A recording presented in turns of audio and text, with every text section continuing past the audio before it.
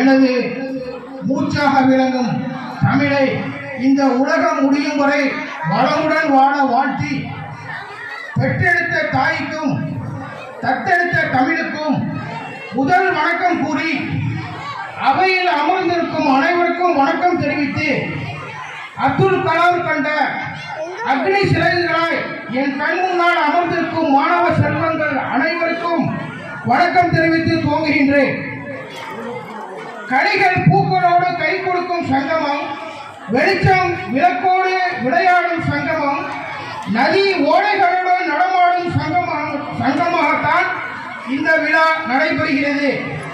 இந்த முப்பெரும் விழா காலையிலிருந்து துவங்கி மிக சிறப்பான முறையில் நடைபெற்றுக் கொண்டு வருகிறது. இந்த விழா பெற்றோர்கள் தான் பிள்ளை மேடை ஏறி எப்பொழுது கலை நிகழ்ச்சி கலந்து கொள்ளும், நடனமாடும் என்ற ஆவலுடன் எதிர்பார்த்து கொண்டிருக்கும் இந்த தருணத்தில் அதிக நேரம் எடுப்பது சரியாக இருக்காது. போன வருடம் +2 தேர்வில் 100% அடைந்து புராகிராமம் பள்ளிக்கு பெருமை சேர்த்து தந்தது. அதே போன்று இவ்வருடமும் 10ஆம் வகுப்பு 12ஆம் வகுப்பு தேர்வில் 100% தேர்ச்சி அடைய இறைவனை பிரார்த்திக்கின்றோம். இதற்கு முக்கிய காரணமாக திகழும் மதிப்புக்குரிய திரு மாணிக்க வாசகம் ஐயா தலைமை ஆசிரியர் அவர்களையே சேரும். கடந்த 5 தினங்களுக்கு முன்பு தலைமை ஆசிரியர் அவர்கள் என்னை வாட்ஸ்அப்பில் தொடர்பு கொண்டு மெசேஜ் ஒன்று அனுப்பினார். 10ஆம் வகுப்பு படிக்கும் 3 மாணவர்கள் ஸ்பெஷல் கிளாஸுக்கு வரவில்லை. 10ஆம் வகுப்பு தேர்வு 2 பாக்கி உள்ளது.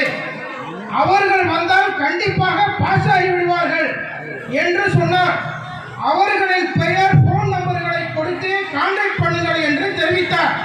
அதே போல் நானும் 3 பேருக்கும் போன் பண்ணி அவர்களின் பெற்றோர்களிடம் பேசினேன்.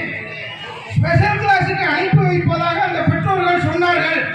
ஏன் இதை சொல்கிறேன் என்றால், நம் பிள்ளைகள் வந்தாலும் வரவிட்டாலும் அவர்களுக்கு என்னவென்று அவர்கள் நினைக்கவில்லை. பள்ளி வகுப்பு நேரம் முடிந்த பின்னும் நம் பிள்ளைகளின் நலன் கருதி தான் இது போன்ற கூடுதல் வகுப்பு வைத்து நம் பிள்ளைகளை தேர்ச்சி அடைவதற்கு அவருடைய வேலைகளை ஒதுக்கிவிட்டு நமக்காக நேரத்தை ஒதுக்கிறார்கள். நாம் பெற்றோர்கள் தான் இந்த சந்தர்ப்பத்தை பயன்படுத்திக் கொள்ள வேண்டும். நம் பிள்ளைகளும் பாஸ் ஆகிவிடும்.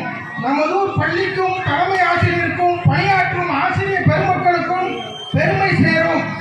ஆகவே நம் பிள்ளைகள் தவறாது பள்ளிக்கு அனுப்பி வைங்கள் என்று இந்த தருணத்தில் கேட்டுக்கொள்கிறேன்.